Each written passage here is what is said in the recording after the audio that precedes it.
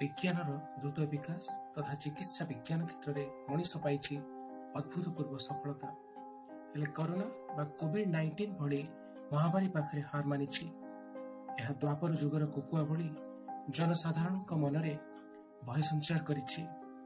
America, Britain, Brazil, Italy, रूसिया और Germany भली शक्तिशाली देशगुड़ी को महामारी तलितलांत करदेवा भली मन होछि।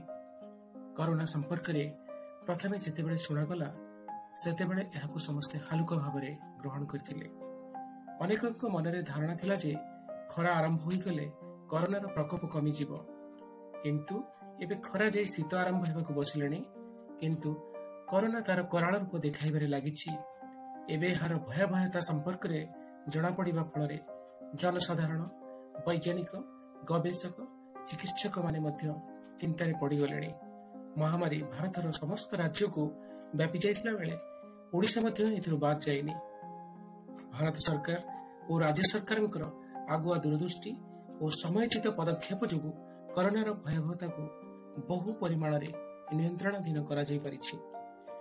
ताला बंद परे आम देश रे परिवेश अनेकांश रे बदली जाइछि। पक्षी मानकर कलरव शब्द आग अपेक्षा अधिक शुणिबाकु मिलुछि। प्रथमे जीवन बंचाइबा पई केंद्र एवं राज्य सरकार पदक्षेप ग्रहण करथिले एवं वर्तमान जीविका किभली सुरक्षित होई परिबो सेथिपाई विभिन्न उन्नतिमूलक पदक्षेप ग्रहण करा जाउछि। कोरोना महामारी प्रभावरु धनी, गरीब, उच्च नीच केही भी बाद जिवे नाही।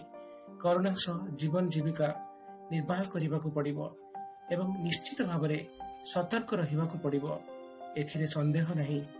एबे जे पर्यंत प्रतिषेधक टीका न बाहरिछि से पर्यंत आमको सामाजिक दूरता, मुहरे मास्क पिंधि एवं बारंबार हाथ धोई सतर्क रहिबाकू हेबो एवं अन्य मानकु मध्य सचेतन करिबाकू पड़िबो।